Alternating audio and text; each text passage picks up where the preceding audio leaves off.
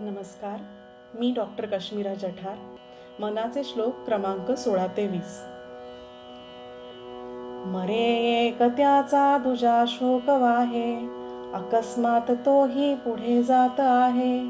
पुरे ना जनी लोभरे क्षोभते ते, म्हणून जनी मागुता जन्म घेते. मनी मानव व्यर्थ चिंता वहाते, अकस्मात होणार होऊन जाते. घडे भोगणे सर्व ही कर्मयोगे, मती मंदते खेदमानी वियोगे. मना राघवे वीण आशा नको रे, मना मानवाची नको कीर्ती तू रे. जया वर्णिती वेदशास्त्रे पुराणे, तया वर्णिती सर्व ही श्लाघ्यवाणे. मना सर्वथा सत्य सांडू नको रे, मना सर्वथा मिथ्य मांडू नको रे. मना सत्सते सत्य वाचे वदावे, मना मिथ्यते मिथ्य सोडून द्यावे. बहुहिंपुटी होई जे माय पोटी, नको रे मना यातना तेची मोठी.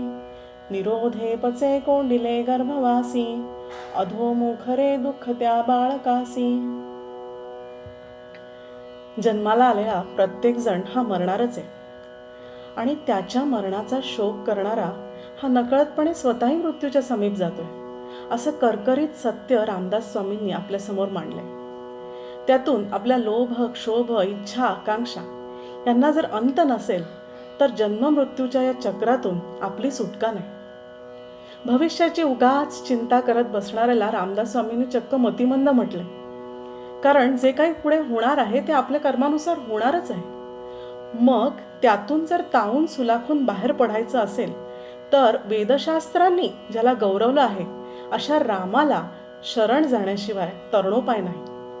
तिथे असत्याला थारा असता कामा नये आणि सत्य मांडताना आपली जीभ कचरता कामा नये.